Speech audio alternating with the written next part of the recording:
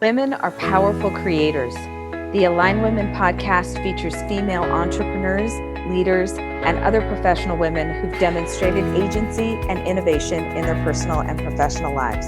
I'm your host, Amy Evans. I have authentic, intimate conversations with my guests that highlight their paths to success, their struggles and accomplishments, and the things that currently excite, motivate, and inspire them to turn their visions into reality. Welcome to the Align Women podcast. I'm Amy Evans, your host and the founder of Align Women. It's a leadership and networking organization for professional women. The podcast features female entrepreneurs and leaders and other professional women who've demonstrated agency and innovation in their personal and professional lives. And with me today is Emmy Kirschner. She's the CEO of Empress Enterprises. She's a serial entrepreneur like me. She's an investor, a speaker, a coach, and she's the host of the Tribe of Leaders podcast, which I had the pleasure of being on last year. Welcome, Emmy. Thank you. I am so excited to be here. I am happy to be sharing this time with you, and I'm really excited about the questions that I put together for you. So let's jump into them. Absolutely. I love talking with women who saw a need for something, couldn't find the solution, and then built it themselves. And I know that's something that you did with the Tribe of Leaders Biz School. And I would love for you to share what that's about. What was the need that you saw? Where did you look for the solutions? And why did you ultimately decide to build this yourself? Absolutely. And this is the project I've been working on for the last year, year. And something that, like, just foundationally, I am probably the most excited about out of all of the things that I've done, because for entrepreneurs, it really fills the need of, I don't know how to grow my business fast enough. And I don't know about you, but in my career as an entrepreneur and starting several businesses, the learning experience, even though I have a background in business, was huge. And there were things that, and times where I would learn something that had been frustrating me or that I'd spent, hundreds or thousands of dollars on. And it was like the aha moment, right? Where it was like, if I had just known that 6 months ago, then, So that was the starting point of this. And what it is a community of mostly creative, but just all entrepreneurs who are looking to fast track their business.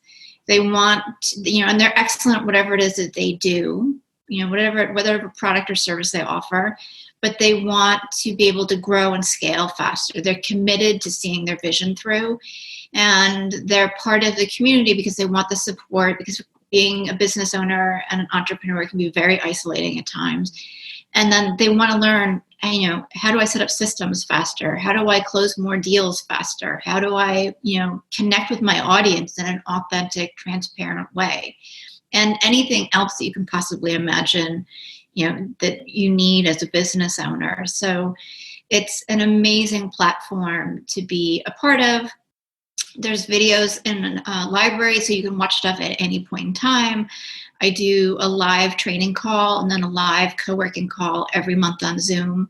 And it's a great place to get a little bit of laser coaching along with new information. And then I've curated a few tribe mentors who are people that are, they're special in their market, in their industry, like Facebook ads, business law, things that I'm not an expert in, nor do I want to be, but that we still all need that information. So it's been really fun concepting it, growing it, launching it, and watching it expand. And was this the result of coaching that you were doing with entrepreneurs and seeing a need that kept coming up? Or was this born from your serial entrepreneurism and wishing that you had a resource like this when you were setting up your own businesses? Yeah, it was both. It was, I wish I had had this resource. The first couple of businesses, I went to school, I wrote business plans, I researched on the internet, etc. I've hired business coaches. And one of the things that I found frustrating is, like, I don't necessarily have or want to invest tens of thousands of dollars for high-level coaching or in the earlier phases of business. And how do I meet that need? right? Like, how do I authentically meet that need? Because while I totally believe that sometimes you got to take the risk and spend the money even when it's not right there, being, in debt, etc., so that you're uncomfortable and you're not sleeping at night and you're wondering how you're going to pay your bills isn't the answer either. Sure. And that's going to affect what you produce. So where do I meet people in the middle? Yeah. And it sounds like what you're doing, and this is a theme that's been top of mind for me, is compression of time. You're providing services to entrepreneurs that allow them to compress time so they can work. And I know this is sometimes a trite phrase, but they can work on their business rather than in their business, or is it the other way around? No, it's on. It's definitely on. Yeah. So you're providing them with tools so they can get quick answers and focus on the exact things that they need, Right. So that they can get their business growing as fast as possible. Exactly. And that's why we have the co-working days, is because I can talk about you should work on your business instead of in your business, and you should plan time and blah, blah, blah, till I'm blue in the face and they're not going to do it. So now we've got a place where people can show up and do the work that either they need to do or whatever I'm talking about, or we're implementing topically for that month. So things from calendaring to making a content calendar.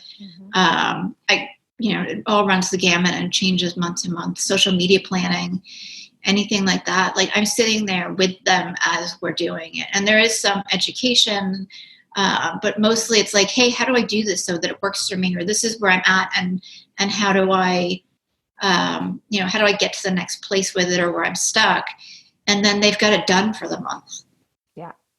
Yeah, I love that idea, and that's a feature that I don't see very often in the trainings that come across my awareness. So I can see how valuable that would be, and how much everybody can learn from everybody else in the questions that all the members are asking.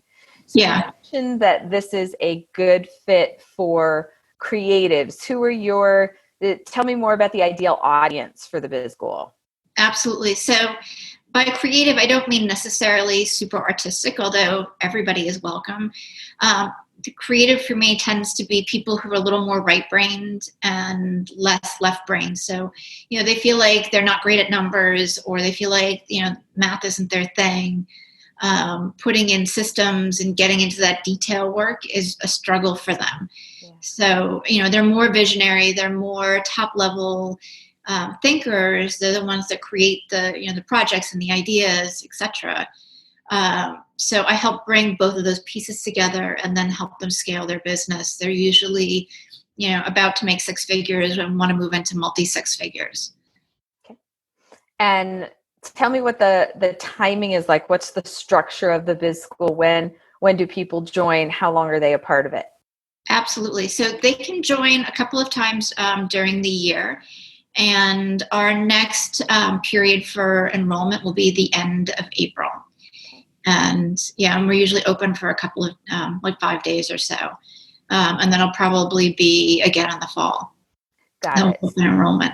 So you have people join and then becomes part of a cycle where they're all together at one time? No, they could come and go as they want. Like, if they don't find value or they're not using it, they can cancel it at whatever point. I just keep enrollment a couple of times a year so that, we're really grooming and getting cool people that are going to fit and add value to the community. And we'll include a link in the show notes where people can go to get more information. Yeah, absolutely. So you can get on the wait list now and get some really cool goodies in the meantime. Fun. So you describe yourself as a serial entrepreneur, which I relate to. I'm currently on business number 5 and 6 concurrently. What were you doing prior to your current business, and what was the path that led you to what you're doing now? Sure. So I'll start from the beginning. My first business was as a personal chef, and that stemmed from my son having digestive issues as a baby. He's now 21. And the doctor's not being able to help. So I had to figure that out. So it really led me into learning a lot about how food can heal you and healthy eating. And there's so many things that can be reduced, addressed, healed, eliminated, etc. when you're eating just even a little bit healthier. Mm-hmm. And as everybody gets busier, that gets harder to do because it does take time. So that was my first business. I moved into catering and catered for other people, but then started my business. Closed that when I got divorced. Almost opened a restaurant. So I had the business plan, funding, location. The location ended up not working, and I was kind of like, all right. I'd spent 18 months in that. Like, it was the most incredible experience. But I just got to a place where I'm like, all right, it would have worked by now if it was supposed to have worked. And that led me into where I'm at now, where I started this business actually as a health coach. And again, because I want to be able to impact people and have them feel good. Like, the whole premise of my general existence is that you deserve to feel amazing in all areas of your life, right? And that starts with you and you feeling, like you've got energy to do everything that you want and you're not experiencing pain, etc. And I woke up a couple of years into it, and it's like, if I have to write another blog about the 5 things that you're supposed to eat right now, I'm going to throw up. And I was like, all right, this isn't good. Right. Bad, very bad. So I started looking like, what do I do? Like, what's the next step? And the natural course for me is like, what do I have right now? So I started looking at my client base, and I was like, oh, well, duh. Like, you've got all this extensive business background even before you started having, businesses, and you're really not health coaching any of your current clients right now anyways. So, I was managing stress with a lot of them, but that stress was coming from whatever wasn't working in their business. Mm-hmm. And, I'd been helping them with sales or scaling or employees or, whatever it was they needed. So I spent some time figuring out, well, what is, how do I stand out in a sea of business coaches? Mm-hmm. And for me, that's really about teaching people not just what we talked about with the kind of the back end, the strategy and the planning and the goal setting and systems and sales and marketing, but that they're leaders. Like, they have to step into leading their business as the CEO, as the one in charge. And that's a different mindset than when most of us were brought up with or what we were taught. We were taught to go to work. Mm-hmm. And it's been really fun. Since then, all of my programs align around that.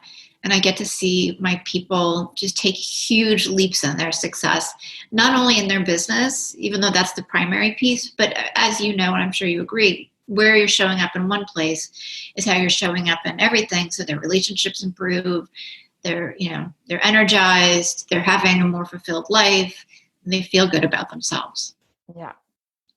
That is a wonderful and varied path, and most people's paths are like that. It's rare to find people who knew when they were 7 that they wanted to be an accountant, and that's all they've ever done for their entire lives. And I think certainly people who coach like you do and work with a wide variety of different driven people, having a varied background and being able to pull from all of those experiences is really valuable. And both the successes and the frustrations of being an entrepreneur. And absolutely. I'm sure both of those inform what you do. Yeah, there's highs, there's lows, there's everything in between. It's a complete roller coaster, and I love it. Me too. So you mentioned something that is part of my next question for you. I asked you about one of your highest values, and your answer was one of my favorite words for 2020, which is leadership. Right. I just started reading Dare to Lead by Brene Brown this morning. I'm excited about that. Yeah. So tell me what leadership means to you, and has it been easy for you to accept your role as a leader? Okay. I'm going to start backwards and say no. Tell me more about that. Right. Because, and this has been one of the things I've really looked at over the last couple of months, because as I grow, as the community grows, I have to show up differently. Mm-hmm. And I've come to a place too where like my younger guy just graduated from high school this past summer. So I'm a freedom nester now and super excited about it. But it's kind of the close of like the, 24/7 parenting. And now I get to be really just a guider, and open up whatever I can for them when they need it, but to really sit back and just let them do their thing. And my whole existence up until a few months ago has been around, like, I wanted to be a great example for my kids. Mm-hmm. So how do I do that? And now it's, how do I be a great example for my community? And there's days where I don't want to show up. For sure. Right? Like, I'm tired, I don't feel good, but, whatever. It's Saturday and, I just want to lay in bed. Like, and I think we all have that. And I was like, well, that I can't do that. Like, it's the same thing as parenting for me, in that, like, you've just got to show up. It doesn't matter how you feel. Mm-hmm. And I'm not saying be a martyr and go to the, nth degree, because that's not effective either. But it's part of why I started this 365-day Days of Emmy challenge that I'm doing on Instagram. Is there's days where, like, I really don't want to take a selfie or, talk about what I'm doing. So it'll be fun to see what transpires this year with that. Yeah, and I've been watching that. Thank you. And tell me what the intent is of that for you, and how does that fit into your business? Yeah, so for me, it's really about transparency, which I think ultimately is a huge part of leadership, and it's definitely the way I parented, and the way I want to see my community. I think it's easier to get connected when you see people being vulnerable, being authentic, and it's easy for the people who are following me, or anybody else for that matter, not just me, to think that people have it all figured out, or nothing goes wrong, or, especially on social media. Right? Yeah. So, there's going to be a social media day where I'm like, all right, bedhead day. And that's what I want my people to learn, is that it's not all sunshine and roses. Right. And not that we're not striving for that, but it's okay to have the dips. It's okay to be in struggle and know that it's temporary. And then I think, the other piece is just a lot of communication. Like, I really want people to start talking to other people. I feel like, with social media, particularly, it's easy to feel like you're connected, but you're really not. And some of the conversations I was having a year ago was, we want to do more live things. We want to do more in-person things. We want to feel more connected. So I think leaders, just do that authentically, and maybe not easily, but with some originality. Right. Well, you used a few words that are really important to me: vulnerability, going back to referencing Brene Brown. It's one of her big topics, and also authenticity. And that's my favorite thing about social media, is that it invites people to be authentic. I don't think people always take social media up on that invitation. Yeah. But it is certainly a platform in which, especially doing a challenge like you are, which is 365 days straight of showing up, it is a way for you to be authentic. And then obviously that's a lovely way both for people to connect with you and understand what it's like to work with you. And also, the more any of us show up in our authenticity, the more we give other people permission to show up in their authenticity. And I can't imagine how that isn't, in a small and a big way, making the world a better place when people feel comfortable to do that. Yeah, because there's something really cool about, you experience that too. Like, you're not alone. And whether it's business or personal or a health thing, like, there's that connection and that understanding that I think we all need, and it normalizes the thing that maybe you feel really awkward about. For sure. And when you're willing to do that, you give that gift to other people. When I was going through the struggle of, you talked about your son and having digestive issues, and I have celiac disease, and it was a hard road to determine that that's what was going on. And there's a blogger who wrote very openly about what she experienced before she was officially diagnosed.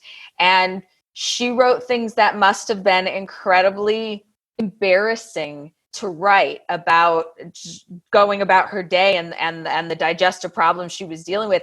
And and I was able to read that and go, I'm going through that too. That must be what's wrong with me. Oh, that's how I can deal with that. And it changed my life because she was willing to be open about what she was going through. And one day I'll meet her and I'll thank her for that, because I so appreciate how that helped me. And sometimes, of course, on social media, you don't even know the lives that you're affecting. You don't know who's watching and not commenting, and still you're having an impact on them. So I love that you're showing up that way. Well, thank you. Yeah, the first time I had that experience, it was really early on in my health coaching days, and I used to give out recipes, and I was doing a lot with green smoothies and stuff, so I'd given clients my recipe, and I was meeting this one client, and he was like, I just want you to know that your green smoothie recipe has made it all the way to California, because I gave it to my mom, and she gave it to her friend, and she gave it, that person gave it to their friend. And he's like, and I want you to know that our intestinal systems are all now cleaned out. That was very kind of him to share with you. I was like, yay.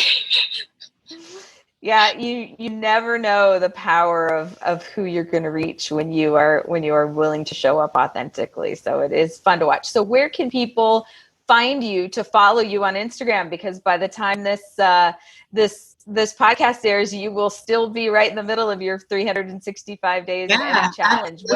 Where can people find you on Instagram? Yeah, absolutely. So it's at Emmy Kirschner. It's EMI.KIRSCHNER. And you are super active on Facebook. I'm super active on Facebook, a little less active on LinkedIn. Yeah. And I invite everybody to join the Tribe of Leaders Facebook community. We've got a great group of mostly women and a few brave guys that are contributing great value and connecting there as well. Yep. And I'm having fun being a participant in that. And I'm looking forward to sharing that with the Align Women community as our community grows online as well. Awesome. So I want to thank you so much for being with me on the Align Women podcast today. I mean, it's been a pleasure to have you. It's been really amazing to be here with you. Thank you. And look for more episodes with more amazing women at alignwomenpodcast.com. Thanks, Emmy. You're welcome. Bye. Thanks for listening to the Align Women podcast. You can find more episodes with more amazing women at alignwomenpodcast.com and visit alignwomen.org to learn more about our leadership and networking organization. This is Amy Evans, and you've been listening to the Align Women podcast.